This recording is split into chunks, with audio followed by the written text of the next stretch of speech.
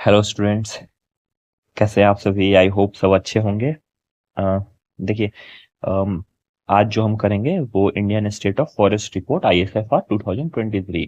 ये आपके सिलेबस में दिया हुआ है एज ए FSI रिपोर्ट करके। तो अभी जो सबसे रिसेंट में जो रिपोर्ट है वो 2023 की है। ठीक है, तो first we will do this. चलिए देखते हैं इसको। देखिए पहले क्या है कि क्या बोल रहा है, what is Indian state of forest report. Indian state of forest report क्या है। ठीक है, तो Indian state of forest report क्या है कि ISFR is published by forest survey of India. FSI publish करती है इसको, which comes under the ministry of environment, forest and climate change. और ये किसके अंदर आती है FSI? Ministry of environment, forest and climate change. अब ISFR रिपोर्ट क्या है, देखिए दिस रिपोर्ट इज रिलीज्ड बायनियरली, यानी कि 2 साल पे। ठीक है, एवरी 2 ईयर्स, बायनियरली यानी कि हर 2 साल पे। That is published every 2 years since 1987, यानी कि 1987 से हर 2 साल पे ये रिपोर्ट पब्लिश हो रही है। ठीक है, तो जो सबसे लेटेस्ट है वो कब की है, अभी हम जिसको अभी पढ़ेंगे 2023 की। ओके, अब देखिए थिंग्स टू रिमेंबर में क्या है, ये पॉइंट को मैंने डाल दिया है ताकि आपके नॉलेज में हो कि इस रिपोर्ट को पढ़ रहे तो इससे एक्स्ट्रा और क्या क्या क्वेश्चंस हमारे एग्जाम में आ सकता है। तो जो सबसे पहला है, according to national forest policy 1988, जो हमारा इंडिया का नेशनल फॉरेस्ट पॉलिसी है 1988, उसके अकॉर्डिंग जो नेशनल गोल सेट किया हुआ है कि at least 1/3 of the country land under forest और ट्री कवर। मतलब हमारे कंट्री का जो 100% लैंड है, इस 100% का 1/3 जो लैंड होना चाहिए वो क्या होना चाहिए, फॉरेस्ट और ट्री कवर। 1/3 अगर देखेंगे तो कितना हो जाएगा, 33%। एंड 2/3 इन हिली एंड माउंटेनियस रीजन, और 2/3 हिस्सा जो होना चाहिए वो कहां होना चाहिए, माउंटेनियस और हिली रीजन में, यानी कि 66%। ठीक है, 33% फॉरेस्ट एरिया होना चाहिए और 66% हिली एंड माउंटेनियस रीजन। तो ये हमेशा याद रखिएगा, इससे क्वेश्चन हमेशा सारे एग्जाम्स में एक क्वेश्चन तो पक्का बनता ही बनता है। ओके, चलिए अब हम बात करें FSI रिपोर्ट की। इस ISFR रिपोर्ट को FSI पब्लिश करता है, तो हम थोड़ा सा FSI के बारे में भी जान लेते हैं। ठीक है, तो देखिए फॉरेस्ट सर्वे ऑफ इंडिया जो है, ये इस्टेब्लिशमेंट इसका हुआ था जून 1981 को। ठीक है, कब हुआ था फॉरेस्ट सर्वे ऑफ इंडिया का इस्टेब्लिशमेंट? 1 जून 1981 को इसका इस्टेब्लिशमेंट हुआ था। फॉरेस्ट सर्वे ऑफ इंडिया का FSI का हेडक्वार्टर कहां है, तो यह है देहरादून में। हेडक्वार्टर कहां? देहरादून। ठीक है, किस मिनिस्ट्री के अंदर आता है, तो MOEFCC, ministry of environment, forest and climate change. ये MOEFCC मिनिस्ट्री के अंदर में आता है। ठीक है, इसका जो मेन पब्लिकेशन क्या है, Indian state of forest report, published every 2 years since 1987। Okay, अब इसका 2023 वाला जो पब्लिश रिपोर्ट है, ये कौन सा एडिशन है, तो ये 18th एडिशन है। सैटेलाइट डेटा, अब ये जो फॉरेस्ट रिपोर्ट, ये जो ISFR बनाते हैं, तो इसको क्या करते हैं लोग, पहले मैपिंग करते हैं किससे, सैटेलाइट डेटा से, फिर ग्राउंड ट्रूथिंग करते हैं। तो कौन सा सैटेलाइट डेटा को यूज करते हैं, तो हमारा इंडिया का जो सैटेलाइट है IRS रिसोर्स सेट 2 सैटेलाइट को यूज करते हैं।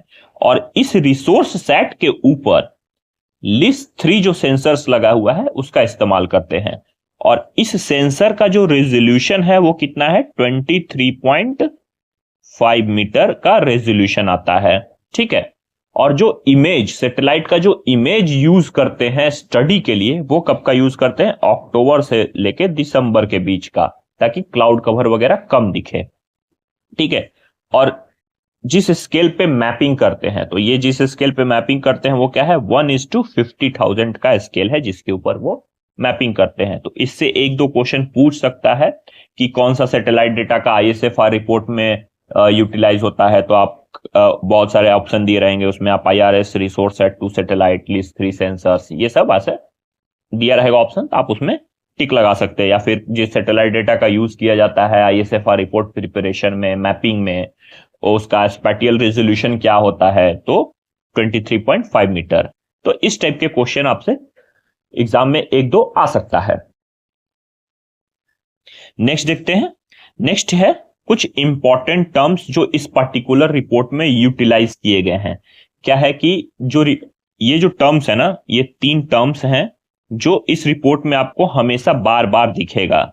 ये 3 टर्म्स जो है इस रिपोर्ट में कंटिन्यू दिखेंगे, ये तीनों टर्म्स, ठीक है, यूटिलाइज होगा। आपको थोड़ा सा इस टर्म्स को अच्छे से समझ लेना है। हालांकि पहले भी हमने इस टर्म्स को डिस्कस किया है जब हम फॉरेस्ट के बारे में पढ़ रहे थे, तो फिर भी एक बार फिर से देख लेते हैं। सबसे पहला जो टर्मिनोलॉजी है वो है आपका फॉरेस्ट कवर। तो फॉरेस्ट कवर क्या है? कोई भी लैंड एरिया जो ग्रेटर देन और इक्वल टू 1 हेक्टेयर हो, ठीक है, प्लस वहां पे ट्री कैनोपी जो हो वो ग्रेटर देन और इक्वल टू 10% हो, irrespective of the ownership and legal status. मतलब कह रहा है कि कोई भी लैंड एरिया है जहां पे 1 हेक्टेयर या 1 हेक्टेयर से ज्यादा का वो एरिया हो और वहां पे जो पेड़ लगे हुए हैं, तो वहां की जो पेड़ लगी है, वहां की जो ट्री लगी है, जो उसकी कैनोपी हो वो 10% हो या 10% से ज्यादा हो, और वहां पे लीगल स्टेटस से कोई फर्क नहीं पड़ता है। डजेंट मैटर कि वो गवर्नमेंट लैंड है, डजेंट मैटर कि वो प्राइवेट लैंड है, कोई सा भी जमीन हो सकता है, बस वहां वो 10 हेक्टेयर से ज्यादा हो और 10% से वहां पे कैनोपी, ट्री कैनोपी ज्यादा हो। हम उसको कवर किसके अंदर असेसमेंट करते हैं?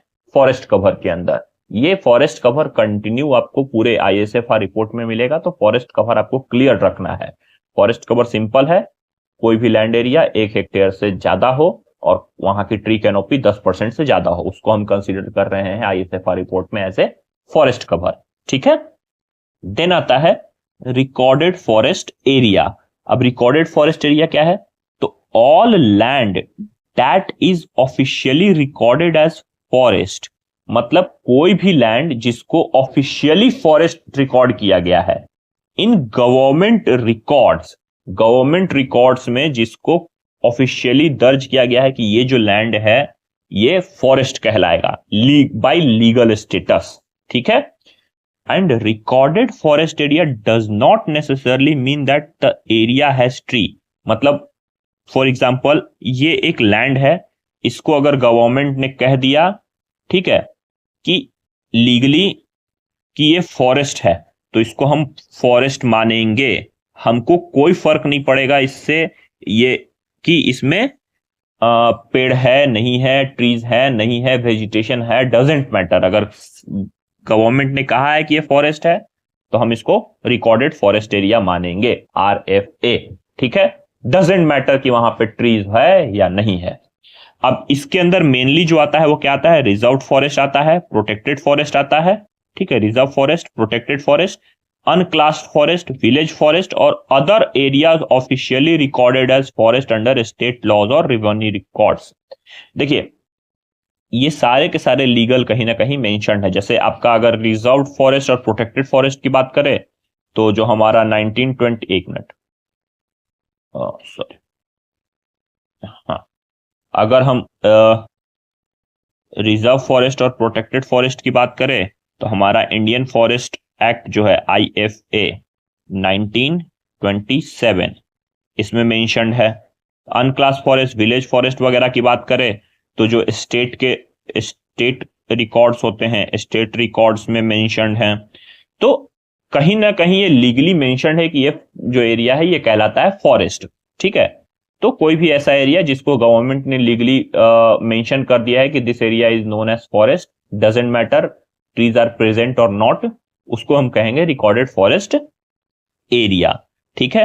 देन आता है third point, tree cover. Tree cover क्या है कि tree outside recorded forest area including scattered trees and small patches less than 1 hectare, ठीक है। या फिर डायरेक्ट कह ले tree present outside the recorded forest area, कोई भी रिकॉर्डेड फॉरेस्ट एरिया हो उसके बाहर में कहीं भी ट्री प्रेजेंट है उसको हम क्या कहेंगे? सिर्फ और सिर्फ ट्री कवर कहेंगे। और उसकी जो क्राइटेरिया है वो क्या है कि वो स्कैटर्ड ट्रीज होने चाहिए, स्मॉल पैचेस में होने चाहिए और एरिया होना चाहिए less than 1 hectare, less than 1 hectare का एरिया होना चाहिए, ठीक है। तो हम उसको क्या कहेंगे? ट्री कवर मान लेंगे। अगर यही ग्रेटर देन 1 हेक्टेयर हो जाएगा तो ये किस में आ जाएगा, हमारा फॉरेस्ट कवर में आ जाएगा। ठीक है, तो ये जो तीन टर्मिनोलॉजी है, forest cover, recorded forest area, tree cover, ये आपका कंटिन्यू आईएसएफआर रिपोर्ट में जिक्र है, क्योंकि हम जब आगे पढ़ेंगे कि उसके जो इंपॉर्टेंट्स जो हमको रिजल्ट्स हैं आईएसएफआर के, की फैक्ट्स हैं जो आईएसएफआर का, तो उसमें आपको फॉरेस्ट कवर के बारे में मैक्सिमम जो मेन स्टेट्स हैं, top 3 states with forest cover, ठीक है, फॉरेस्ट एरिया, ट्री कवर, ये सारे इसी के बेसिस पे हम पढ़ेंगे। तो ये आप एकदम क्लियर हो जाइए कि फॉरेस्ट कवर किसको कहते हैं, रिकॉर्डेड फॉरेस्ट एरिया किसको कहते हैं, ट्री कवर किसको कहते हैं, तभी आगे आईएसएफआर रिपोर्ट समझ में आएगा। ओके, चलते हैं अब नेक्स्ट क्या कह रहा है, थोड़ा सा इसको छोटा कर लूं, ठीक है। हाँ, नेक्स्ट है आपका forest cover classification used by FSI. तो कौन कौन सा ऐसा फॉरेस्ट का कवर क्लासिफिकेशन है जो एफएसआई यूज करती है अपने रिपोर्ट में, ठीक है। अब होंगे ना फॉरेस्ट, उसको कैसे क्लासिफाई करेंगे, किस बेसिस पे मानेंगे कि ये जो फॉरेस्ट एरिया डेंस है, मॉडरेटली डेंस है, ओपन है, स्क्रब है, कैसे मानेंगे। तो एक क्लासिफिकेशन कवर यूज करती है एफएसआई, और इसी के बेस पे वो पूरा रिपोर्ट प्रिपेयर करती है। तो देखते हैं, अब देखिए फॉरेस्ट कवर क्लास दे रखा है और उसका डिस्क्रिप्शन दे रखा है। देखिए forest cover class total 5 use करते हैं ये। एक होता है वेरी डेंस फॉरेस्ट, एक होता है moderately dense forest, open forest, scrub और नॉन फॉरेस्ट। तो ये 5 क्लास है जो यूज होता है फॉरेस्ट कवर में, ठीक है। अब इसके डिस्क्रिप्शन की बात करें तो कोई भी ऐसा एरिया फॉरेस्ट का जिसका कैनोपी डेंसिटी मोर देन 70% हो, अगर 70% से ज्यादा कैनोपी है तो उसको हम किस में कंसीडर करते हैं, डेंस फॉरेस्ट में, वेरी डेंस फॉरेस्ट में कंसीडर करते हैं, ठीक है। देन आता है मॉडरेटली डेंस फॉरेस्ट। अगर कोई भी एरिया जिसका कैनोपी डेंसिटी जो है वो 40% से ज्यादा हो और 70% से कम हो, ठीक है, तो उसको हम किस में उसको किस क्लास में कैटेगराइज करते हैं, इसको कैटेगराइज करते हैं हम मॉडरेटली डेंस फॉरेस्ट में, ठीक। देन आता है ओपन फॉरेस्ट, यानी कि कोई भी ऐसा फॉरेस्ट एरिया जिसका कैनोपी डेंसिटी 10% से ज्यादा हो लेकिन 40% से कम हो, हम उसको किस में कंसीडर करते हैं, उसको कंसीडर करते हैं ओपन फॉरेस्ट में। ओके, देन है आपका स्क्रब। अब स्क्रब क्या है कि इसकी 10% से कम कैनोपी होती है, 10% से कम होती है canopy, and generally within scrubs interspersed tree, मतलब जो ट्री होंगे एकदम स्कैटर्ड होंगे, इधर ऐसे कई जगह तो ट्रीज भी नहीं होते हैं, एकदम छोटे छोटे श्रब्स और प्लांट्स होते हैं, तो उसको हम कंसीडर कर रहे हैं स्क्रब में। अभी नीचे ये फोटोज दिया हुआ है, इसको भी देख लेंगे एक बार। देन आता है नॉन फॉरेस्ट एरिया, ऐसा लैंड जिसमें किसी भी तरह का फॉरेस्ट नहीं है, या फिर ऊपर जो दिए गए 4 क्लास हैं उसमें फिट नहीं बैठता है। इसमें हम इंक्लूड करते हैं क्रॉपलैंड को, इसमें इंक्लूड करते हैं हम सेटलमेंट को, इसमें इंक्लूड करते हैं वाटर बॉडीज को, ग्रासलैंड को, स्नो एरिया को, डेजर्ट्स को, ये सारे के सारे आ जाएंगे हमारे नॉन फॉरेस्ट में।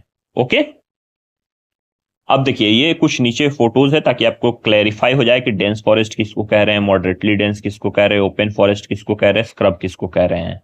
नॉन फॉरेस्ट तो इजी अंडरस्टैंडिंग है, कोई भी ऐसा एरिया जहां पे फॉरेस्ट का प्रेजेंस नहीं है, उसमें एग्रीकल्चर रख रहे हैं, उसमें ह्यूमन सेटलमेंट रख रहे हैं, उसमें वाटर बॉडीज रख रहे हैं, उसमें ग्रासलैंड रख रहे हैं, ये क्लियर है। देखिए वेरी डेंस फॉरेस्ट जो है आप देख सकते हैं इसमें कि बहुत ही ज्यादा घना जंगल है, थोड़ा सा भी कैनोपी का ओपन कैनोपी नहीं है, पूरा एकदम डेंस है, ठीक है। मॉडरेटली डेंस में रखिए एकदम, देखिए हल्का सा कैनोपी ओपन है, पूरी नहीं है, हल्की कैनोपी ओपन है। ओपन फॉरेस्ट में देखिए तो कुछ ज्यादा ही कैनोपी ओपन हो गया है, ठीक है। एंड स्क्रब की बात करें तो देख रहे हैं एकदम स्कैटर्ड पैचेस में है, कुछ श्रब्स हैं, कई जगह पे कुछ ट्रीज हैं, तो ये हो जाता है आपका स्क्रब, ठीक है। आई होप कि यहां तक एकदम क्लियर है कौन कौन सा फॉरेस्ट कवर क्लास जो है यूज होता है एफएसआई के द्वारा। तो आगे बढ़ते हैं।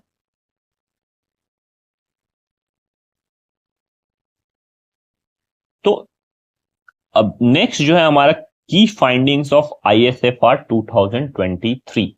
क्या क्या की फाइंडिंग्स थे हमारे आईएसएफआर के 2023, जो मेजर क्वेश्चंस बनेंगे आपके एग्जाम में वो यहीं से बनेगा। देखिए आईएसएफआर रिपोर्ट बहुत बड़ा है, वॉल्यूम 1 एंड वॉल्यूम 2, और दोनों लगभग ऑलमोस्ट 350 पेजेस के हैं। तो पढ़ना क्या है एग्जाम पॉइंट ऑफ व्यू से, सिर्फ मैं उसी को इसमें कंसीडर कर रहा हूं, कुछ भी एक्स्ट्रा इसमें नहीं डाला हूं। जो सिर्फ और सिर्फ एग्जाम पॉइंटेड से रिलेटेड है उसी को मैं इसमें इंक्लूड किया हूं। ठीक है, अगर आप इसको पढ़ लोगे, अच्छे से देख लोगे, कॉन्सेप्ट क्लियर हो जाएगा, फैक्ट्स याद हो जाएंगे, फिगर्स याद हो जाएंगे, तो गारंटी है कि इससे जो भी क्वेश्चन होगा आप इजीली सॉल्व कर पाएंगे। तो जो की फाइंडिंग्स है उसमें एक नोट दे दिया हूं यहां पे। It covered 751 districts from 636 in previous report. तो 2021 की रिपोर्ट थी उसमें टोटल 636 डिस्ट्रिक्ट्स को यूज किया गया था, कवर किया गया था। ठीक है, 636 डिस्ट्रिक्ट्स को। लेकिन अभी वाला जो रिपोर्ट है इसमें 751 डिस्ट्रिक्ट्स को यूटिलाइज किया गया है। ठीक है, अब देखिए, अब forest and tree cover of India की बात करें तो जो फॉरेस्ट कवर है इंडिया का, हाँ, फॉरेस्ट कवर है जो इंडिया का, अगर एरिया में बात करें तो आपका हो जाएगा 7,15,342.6। ये फिगर में तो नहीं पूछेगा, आपका हमेशा परसेंटेज में ही पूछता है। तो आपको क्या रखना है, ध्यान में रखना है परसेंटेज। ठीक है, ये हमेशा परसेंटेज में पूछेगा, पूछेगा ही पूछेगा, चाहे कुछ भी हो जाए। तो आपको ये परसेंटेज याद रखना है। तो 21.76% जो है हमारे इंडिया का जो ज्योग्राफिकल एरिया है, अपना इंडिया का जो ज्योग्राफिकल एरिया को 100% मान के चले, तो इस 100% का जो 21.76% हिस्सा है वो क्या है, फॉरेस्ट कवर में आता है। ट्री कवर की बात करें तो 3.4% जो हिस्सा है वो किस में आता है, ट्री कवर में आता है। किसका, इस 100% का। अब total forest and tree cover की बात करें तो 25.17% आता है। तो देखिए क्वेश्चन आपसे ऐसे पूछ लेगा कि what is the forest cover of India as per ISFR 2023 report. तो हम क्या उसमें आंसर देंगे, 21.76%। अगर ऐसे पूछ लिया कि what is the total forest and tree cover of India as per ISFR report 2023, उसमें आ जाएगा 25.17%। ठीक है, स्क्रब की बात करें तो 1.33 और नॉन फॉरेस्ट की तो 73.50। तीनों को ऐड करेंगे तो ये हमारा टोटल इंडिया का एरिया हो जाएगा, दैट इज 100%। ठीक है, तो ये बेसिक सबसे पहला फैक्ट है इस आईएसएफआर 2023 का। इस साइड में मैंने मैप लगा दिया है, आप देखना चाहते हो देख लेना। नेक्स्ट चलते हैं, नेक्स्ट क्या है, ये बहुत इंपॉर्टेंट फैक्ट्स है, इससे भी क्वेश्चन बहुत अच्छे बनते हैं। अब देखिए लार्जेस्ट, एक minute, largest forest and tree cover states area wise. अगर एरिया वाइज देखे तो जो फॉरेस्ट और ट्री कवर स्टेट है, मतलब जिसमें फॉरेस्ट कवर भी है और ट्री कवर स्टेट दोनों को कंसीडर कर रहे हैं, ये ध्यान में रखना है। तो एरिया वाइज जो लार्जेस्ट है वो सबसे नंबर 1 पे आता है मध्य प्रदेश, दूसरे नंबर पे आता है अरुणाचल प्रदेश और तीसरे नंबर पे आता है महाराष्ट्र। ठीक है, largest forest and tree cover state हम एरिया वाइज दोनों ले रहे हैं, फॉरेस्ट और ट्री कवर ले रहे हैं। ठीक है, देन है लार्जेस्ट फॉरेस्ट कवर स्टेट, यानी कि सिर्फ और सिर्फ फॉरेस्ट कवर कंसीडर कर रहे हैं इसमें, क्या, एरिया वाइज। तो अगेन इसमें आता है एमपी, दूसरे नंबर पे अरुणाचल प्रदेश और तीसरे नंबर पे छत्तीसगढ़। ठीक है, अब देखिए ये यहां चेंज हो गया, अगर सिर्फ फॉरेस्ट कवर की बात कर रहे हैं तो तीसरा छत्तीसगढ़ आ जा रहा है भाई। ठीक है, और अगर हम फॉरेस्ट और ट्री कवर की बात कर रहे हैं तो महाराष्ट्र आ जा रहा है 3rd नंबर पे। तो इसको थोड़ा सा ध्यान में रखना है, ये कंफ्यूजिंग हो सकता है। ठीक है, देन ट्री कवर की बात करें, सिर्फ और सिर्फ tree cover, no forest cover is included, only tree cover area wise, तो नंबर 1 पे है महाराष्ट्र। ठीक है, दूसरे नंबर पे है राजस्थान और तीसरे नंबर पे है यूपी। अब मेजर रीजन क्या है इसका, एक फैक्ट ये भी देख लीजिए, मेजर रीजन था कि यहाँ पे एग्रो फॉरेस्ट्री प्रैक्टिसेस बहुत ज्यादा हुई थी, जिसके कारण ट्री आउटसाइड जो फॉरेस्ट थे उनका प्लांटेशन बहुत ज्यादा हुआ, इसलिए ये तीनों स्टेट्स क्या है, लीडिंग है in terms of area in tree cover. ठीक है, तो पहला नंबर महाराष्ट्र, इससे क्वेश्चन भी आया था हमारे इस बार यूजीसी नेट फॉरेस्ट्री में कि as per agro forestry practices या फिर लार्जेस्ट ट्री कवर स्टेट ऐसा समथिंग करके क्वेश्चन भी आया था, तो उसका आंसर था Maharashtra. Okay, then largest forest cover states percentage wise की बात की जाए, लार्जेस्ट जो फॉरेस्ट कवर स्टेट है परसेंटेज वाइज, यानी कि टोटल ज्योग्राफिकल एरिया जो है किसी भी स्टेट का, उसका कितना परसेंट हिस्सा जो है फॉरेस्ट है, तो वो बात कर रहे हैं। इसमें हम यूनियन टेरिटरीज को भी कंसीडर करते हैं, नॉट ओनली स्टेट्स। ठीक है, यहां यूटी भी लिख लीजिएगा। ठीक है, यूनियन टेरिटरीज और स्टेट दोनों को कंसीडर कर रहे हैं। तो नंबर 1 पे है लक्षद्वीप 91.33%, मतलब लक्षद्वीप का पूरा जो एरिया है उसका 91.33% जो है वो फॉरेस्ट है। ठीक है, फॉरेस्ट कवर है। मिजोरम 85.34%, यानी कि मिजोरम का जितना भी एरिया है उसका 85% जो है ऑलमोस्ट फॉरेस्ट कवर है। और तीसरा है अंडमान एंड निकोबार आइलैंड 81%। इस फैक्ट को अच्छे से याद रखिएगा, क्योंकि इसी से बहुत ज्यादा क्वेश्चन बनता है। लास्ट टाइम जैसे पूछ लिया था लार्जेस्ट ट्री कवर स्टेट वाला से, तो उसका आंसर महाराष्ट्र था। ओके, देन है कुछ facts important. 21 states and union territories have shown an increasing trend in tree cover which indicates that agroforestry is being promoted in these states। अभी मैंने बताया कि लार्जेस्ट ट्री कवर इसीलिए इन में ज्यादा है क्योंकि जो इंक्रीजिंग ट्रेंड्स था एग्रोफॉरेस्ट्री का, वहां पे बहुत ज्यादा प्रमोशन हुआ था एग्रोफॉरेस्ट्री प्रैक्टिसेस का, इसलिए वहां पे इंक्रीज हो गया ट्री कवर। ठीक है, और टोटल कितने स्टेट्स में इंक्रीज हुए हैं, तो 21 स्टेट्स एंड यूनियन टेरिटरीज। ठीक है, नेक्स्ट देखते हैं। नेक्स्ट क्या है कि नंबर ऑफ स्टेट्स और union territories having above 33% of forest cover. ठीक है, तो 19, यानी कि इंडिया ये बोल रहा है कि इंडिया में जितने भी हमारे टोटल इंडियन स्टेट्स और यूनियन टेरिटरीज हैं, उनमें से जो हमारा 33% वाला क्राइटेरिया है, अभी हमने ऊपर डिस्कस किया था, हमारा national forest policy 1988, national forest policy NFP 1988, तो 1988 में जो क्राइटेरिया था क्या था कि 1/3 यानी कि 33% जो फॉरेस्ट होना चाहिए वो होना चाहिए हमारा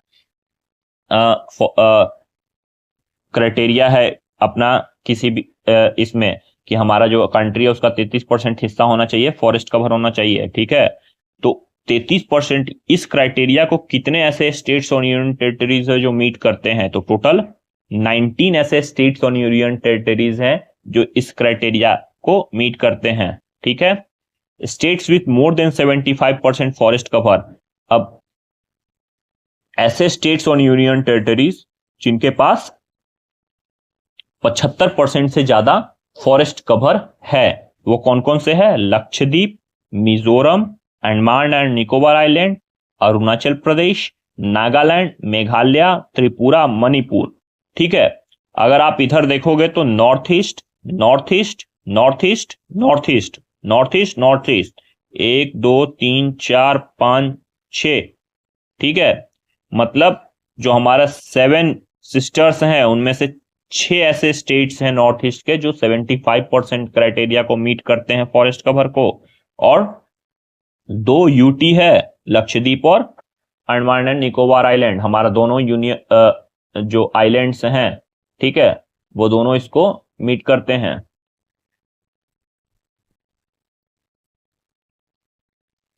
ओके,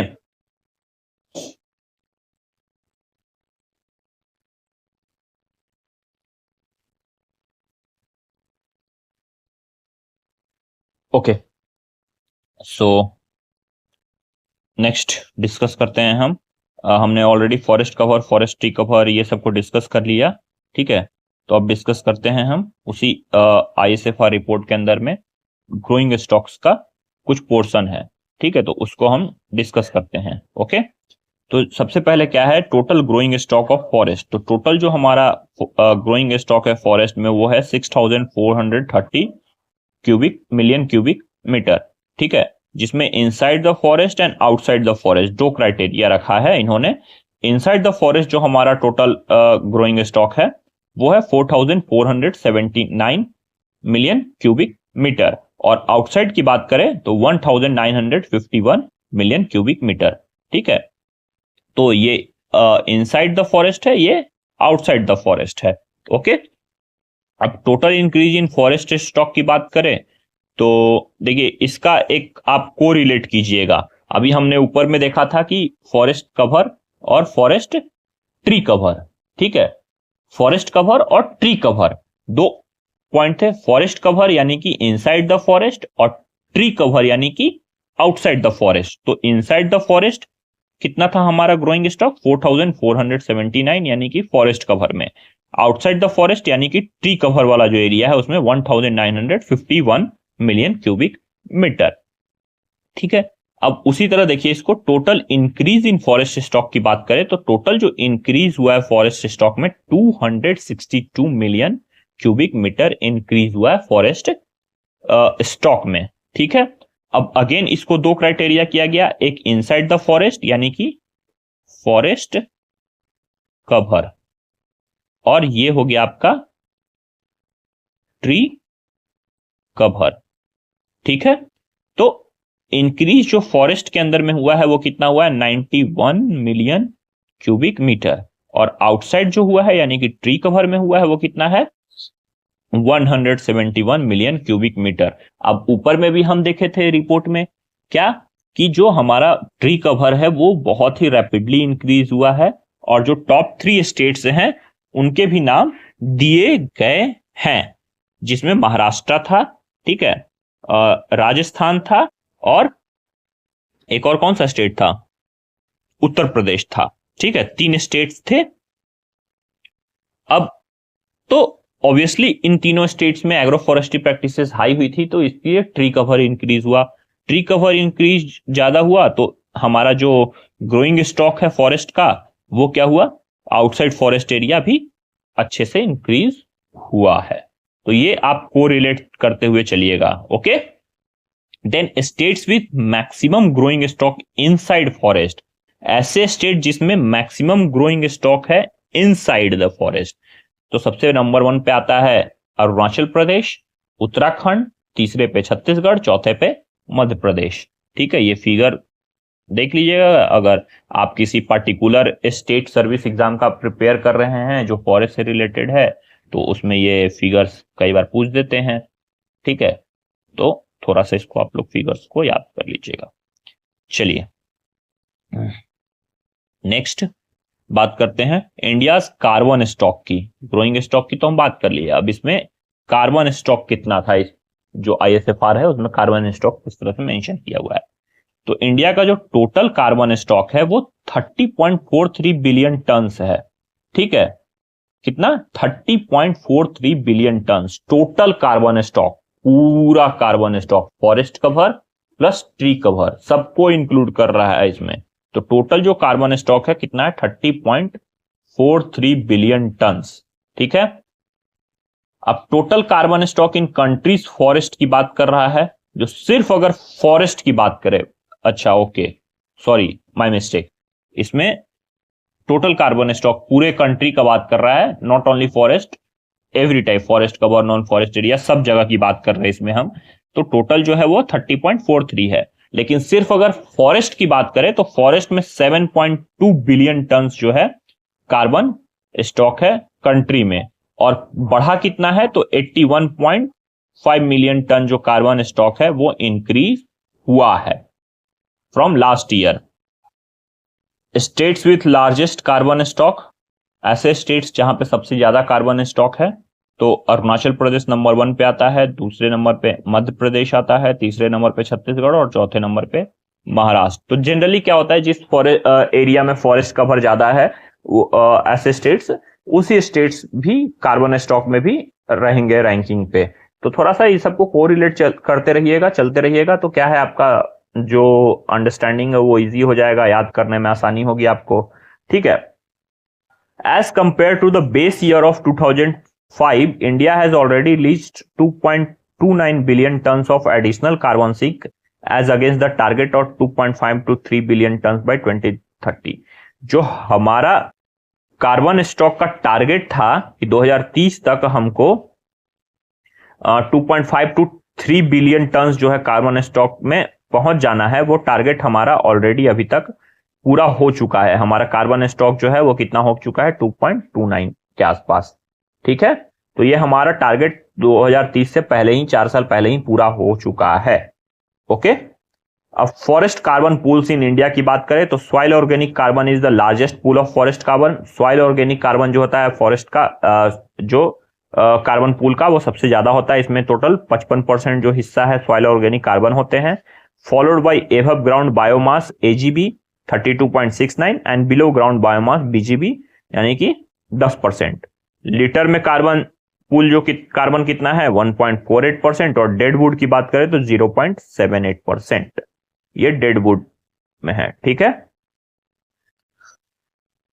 ये फैक्ट फिगर है, आप सिर्फ इसको अच्छे से देख लीजिएगा। मतलब ये जो हम अभी बात किए ना कि टोटल कार्बन स्टॉक्स हमारे इंडिया में कितना है 30.43 बिलियन टन, उसमें ये पूरे कार्बन पूल को इंक्लूड किया गया है। ठीक है, पूरे कार्बन पूल को इंक्लूड किया गया है। ओके, जिसमें सॉइल ऑर्गेनिक कार्बन सबसे ज्यादा होता है सॉइल में। Okay, above ground biomass carbon है 32.69%, बिलो ग्राउंड बायोमास कार्बन है 10.09%, लीटर है 1.48% और डेड वुड है 0.78%। ओके, देन नेक्स्ट चलते हैं जो मेजर ट्री जो है inside and outside the forest volume wise, जो सबसे मेजर ट्री स्पीसीज है, वेदर इट इज इनसाइड और वेदर इट इज आउटसाइड, तो दोनों को यहां अलग से मैं मेंशन कर दिया हूं। जो मेजर इंपॉर्टेंट ट्री स्पीसीज है जिनका वॉल्यूम वाइज की बात करें तो, ठीक है, कितना वॉल्यूम है उनका inside the forest and outside the forest. तो जो सबसे नंबर 1 पे है, सबसे पहले बात करते हैं trees, major tree inside the forest area. Forest area में वॉल्यूम वाइज कौन से मेजर ट्री स्पीसीज है, तो सबसे नंबर 1 पे आता है सोरिया रोबुस्टा यानी कि साल। ठीक है, एक मिनट को मैं बता देता हूं, साल। ठीक है, इसका वॉल्यूम कितना है 11.43%। फिर आता है टेक्टोना ग्रैंडिस यानी कि टीक या फिर सागौन। टीक या सागौन, इसका वॉल्यूम है 4.46%। देन फिर आता है पाइनस रॉक्स वर्गाई, चीर पाइन। ठीक है, चीर पाइन, इसका जो परसेंटेज है वॉल्यूम वाइज 4.43%। फिर आता है टर्मिनेलिया टोमेंटोसा, ठीक है, यानी कि साजा या साज 3.59%। ओके, तो ये ऐसे ट्री स्पीसीज हैं जो इनसाइड द फॉरेस्ट हैं। ठीक है, मेजर इनका जो वॉल्यूम प्रेजेंट है वो इनसाइड द फॉरेस्ट है, नॉट आउटसाइड। अब आउटसाइड द फॉरेस्ट की बात करें तो आउटसाइड में नंबर 1 पे है हमारा मैंजीफेरा इंडिका यानी कि आम या फिर मैंगो बोल लीजिए आप। इसका वॉल्यूम कितना है 13.25%। दूसरा है एजा डायरेक्टा इंडिका यानी कि नीम, ठीक है, 7%। तीसरा है, देखिए अब इसके अलग अलग वो हैं साइंटिफिक नेम यूटिलाइज होता है, हालांकि Madhuca longifolia is the more correct one, but Madhuca latifolia, Madhuca longifolia, Madhuca indica, इसका क्या है, इसको बोलते हैं महुआ। महुआ ये कितना है 4.37%। देन कोकस न्यूसीफेरा नारियल आपका, ठीक है, तो ये है कितना 4.16%। तो ये मेजर ट्रीज हैं inside the forest and outside the forest. Okay, चलिए अब कुछ मिसलेनियस है, इसके बारे में डिस्कस कर लेते हैं। कुछ अदर इंफॉर्मेशन है जो एग्जाम पॉइंट ऑफ व्यू से ही उतना ही इक्वली इंपॉर्टेंट है। 1-2 क्वेश्चन इनसे बन जाते हैं कभी कभी, पर इनको छोड़ना नहीं है, हमको कंसीडर करते हुए चलना है। तो मैनग्रोव कवर की बात करें तो टोटल जो मैनग्रोव कवर है हमारा 4992 स्क्वायर किलोमीटर है, जो कि 0.15% हिस्सा है हमारे कंट्री का। और 2021 से जो डिक्रीज हुआ है वो 7.43 किलोमीटर स्क्वायर का एरिया जो डिक्रीज हुआ है। देखिए 2021 में जो था वो क्या था, ज्यादा था, 2023 में 2 साल में कितना डिक्रीज हो गया मैनग्रोव कवर? 7.43 किलोमीटर स्क्वायर का एरिया डिक्रीज हुआ है मैनग्रोव कवर में। ये याद रखिएगा, हर जगह इंक्रीज हुआ है बट मैनग्रोव हमारा डिक्रीज हुआ है। ठीक है, एक जगह और डिक्रीज हुआ भी, इसी में आगे पढ़ेंगे हम। Then bamboo bearing area, total जो बैम्बू बियरिंग एरिया है 1,54,670 स्क्वायर किलोमीटर है। एंड इंक्रीज जो हुआ है बैम्बू कवर में वो 5,227 स्क्वायर किलोमीटर का इंक्रीज हुआ है बैम्बू कवर में। ये देखिए, सिर्फ 2 जगह डिक्रीज हुआ है, एक मैनग्रोव कवर में, एक forest and tree cover in north eastern India. इसको अभी डिस्कस करेंगे, पहले बैम्बू डिस्कस कर लेते हैं। तो बैम्बू जो है हमारा वो इंक्रीज कितना हुआ है? 5,227 स्क्वायर किलोमीटर का एरिया जो है बैम्बू में इंक्रीज हुआ है। और जो स्टेट है लार्जेस्ट बैम्बू कवर में, सबसे पहला आता है एमपी, दूसरा आता है अरुणाचल प्रदेश और तीसरा आता है ओडिशा। ओके, तो ये था बैम्बू बियरिंग एरिया के बारे में। अब देखिए, अब तीसरा डिस्कस करते हैं। तो तीसरा क्या है हमारा? Forest and tree cover in north eastern India. ठीक है, अब फॉरेस्ट और tree cover north eastern India की बात करें, यानी कि जो 7 सिस्टर्स हैं हमारे, सिर्फ उसकी बात करें।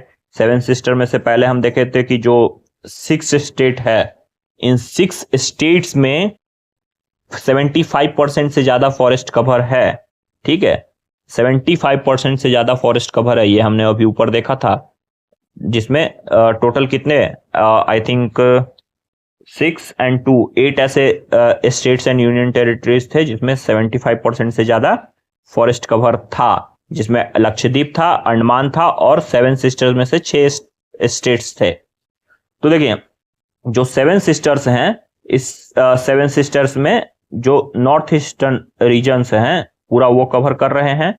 इनका जो 67% of geographical area of these state, अगर इन सारे स्टेट्स की बात करें, अगर इन सारे स्टेट्स का ज्योग्राफिकल एरिया को कंबाइन कर दिया जाए तो जो हिस्सा आएगा, उस हिस्से का जो 67% जो एरिया है वो क्या है? फॉरेस्ट और ट्री कवर है। ठीक है, इन सारे स्टेट्स का अगर एरिया को कंबाइन कर दिया जाए और उसका परसेंटेज निकाला जाए तो उसमें से 67% जो एरिया है वो फॉरेस्ट और ट्री कवर है। ठीक है, लेकिन लास्ट 2 ईयर में 327.30 kilometre of square kilometre of area जो हुआ है वो क्या हुआ है? डिक्रीज हुआ है बाबू। फॉरेस्ट कवर कितना? 327.30, 300 स्क्वायर किलोमीटर का फॉरेस्ट जो है वो डिक्रीज हुआ है। और इसका one of the main reason है जो न्यूली ओपन माइंस हुए हैं नॉर्थ ईस्टर्न स्टेट्स में। ठीक है, मेजर रीजन इसका वही है, जो न्यूली माइंस ओपन हुए हैं तो लार्ज स्केल ऑफ डिफोरेस्टेशन हुआ है नॉर्थ ईस्टर्न स्टेट्स में। ठीक है, तो ये फैक्ट्स याद रखिएगा। अब आता है, बात करते हैं फॉरेस्ट फायर की। अगर फॉरेस्ट फायर की बात की जाए तो टॉप 3 स्टेट्स जो फॉरेस्ट फायर प्रोन है वो सबसे नंबर 1 पे आता है उत्तराखंड, दूसरे नंबर पे आता है उड़ीसा और तीसरे नंबर पे आता है छत्तीसगढ़। तो ये कुछ अलग इंपॉर्टेंट फैक्ट्स थे हमारे ISFR 2023 के। I think this was the last. और अभी हमने जो भी डिस्कस किया है, यही जो पॉइंट्स हैं, इसमें जो भी पॉइंट मैंने मेंशन किए हैं, ये एग्जाम पॉइंट ऑफ व्यू से बहुत ही इंपॉर्टेंट है। अगर आप इस सिर्फ पॉइंट्स को पढ़ के चले जाओ ना तो ISFR रिपोर्ट 2023 का आपका जितना क्वेश्चन है ना वो बहुत ही इजी कंप्लीट हो जाएगा। इससे ज्यादा कुछ एक्स्ट्रा पढ़ने की जरूरत नहीं है। मैं फिर बता रहा हूँ, रिपोर्ट बहुत बड़ी है, 2 वॉल्यूम में है, वॉल्यूम 1 एंड वॉल्यूम 2, और एक एक वॉल्यूम का ऑलमोस्ट जो पेजेस है ना वो 360-350 के आसपास है। उसमें से मटेरियल निकाल के ले आना बहुत टफ काम होता है कि कौन सा एग्जाम पॉइंट ऑफ व्यू के लिए इंपॉर्टेंट है। तो ये जो मैं मटेरियल रखा हूं इसका भी मैंने PDF को मैं ग्रुप में, व्हाट्सएप ग्रुप जो है हमारा, उसमें शेयर भी कर दूंगा PDF को। अगर कोई नया है इस चैनल पे तो आप हमारा व्हाट्सएप ग्रुप से ज्वाइन कर लीजिए। ऑलरेडी प्रोफाइल में हमारा व्हाट्सएप ग्रुप का लिंक दिया हुआ है, उसमें इस PDF को मैं शेयर कर दूंगा। ठीक है, और आई होप कि वीडियो ठीक ठाक लगा हो आप लोग को, क्योंकि यार फीडबैक वगैरह आते नहीं है एक दो कमेंट्स सिर्फ आते हैं, अगर किसी ठीक लग रहा है तो एटलीस्ट कुछ सपोर्ट ही कर दिया करो, इससे मैं भी मोटिवेट होते रहूंगा। देखो यार, मैं भी थोड़ा सा वर्किंग आदमी हूँ और मुझे भी बहुत सारे ऑफिस वगैरह, मतलब ऑफिस ज्वाइन कर लिया हूँ मैं, तो जाना पड़ता है, तो यार थोड़ा टाइम नहीं मिल पा रहा है कि मैं एकदम जल्दी जल्दी वीडियो लेकर आऊं आपके लिए, but it's okay, I will try my best. ठीक है, till then thank you very much, मिलते हैं नेक्स्ट वीडियो में।